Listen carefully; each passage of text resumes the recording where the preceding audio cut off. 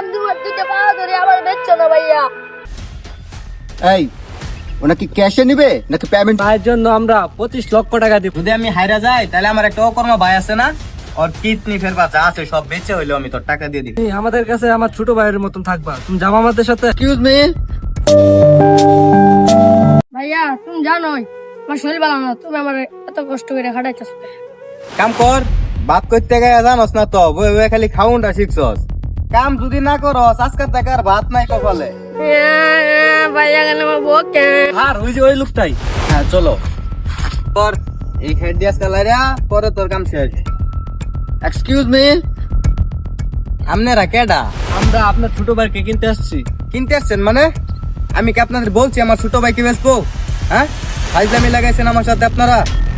ভাইয়া ভাইয়া তুমি ওনাকে কি বলে, তুমি কি আমার বিক্রি করে দিবা? আর তুমি কি আমার বেচে আলবা? আমি তোমার সাথে থাকতে চাই ভাইয়া। ওরা এটা কি করতেছে? আপনার ছোট ভাইয়ের জন্য আপনি কত টাকা চান সেটা বলেন। আপনারা যান এখান থেকে, আমি আমার বাইরে বেচতাম না। ফের ভাইয়ের জন্য আমরা 25 লক্ষ টাকা দিব। হ্যাঁ 25 লাখ টাকা? আমি তো জুয়া খেললে আমার বাড়ি বিটা সব 15 লাখ টিয়া বন্দুক দিয়ে লাইছি। এখন যদি বাইরে বেচে আলাই তাহলে তো আমার বাড়ি বিটা সব সারাই রাখতে পারবো। দেন আমার টাকা দেন। ভাইয়া তুমি আমাকে বিক্রি করো না।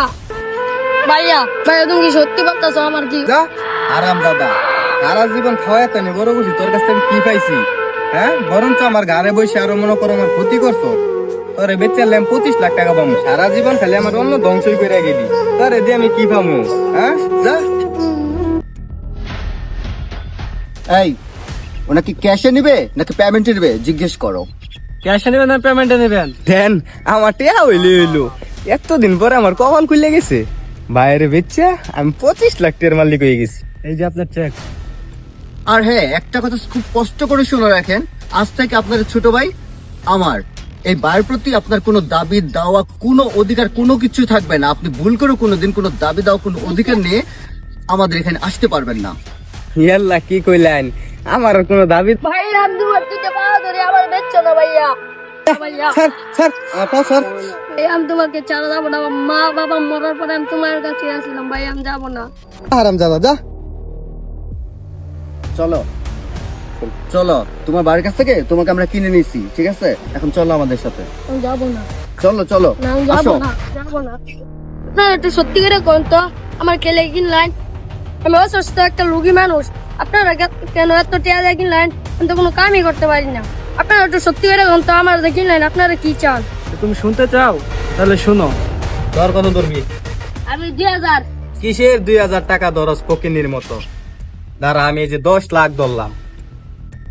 তো 10 লাখ টাকা ধরলি, তুই কেমনে দিবি? তুই তো একটা ফইন নি। আরে তুই এটা নিয়ে চিন্তা করিস না, যদি হাইরা যায় আমার একটা অকর্মা ভাই আছে না, ওর কিডনি বেচা হলো তোর টাকা দিয়ে দিবি। বুঝিস কিন্তু? আরে বেটা তুই চিন্তাই করিস না, আমার কথা দাম আছে।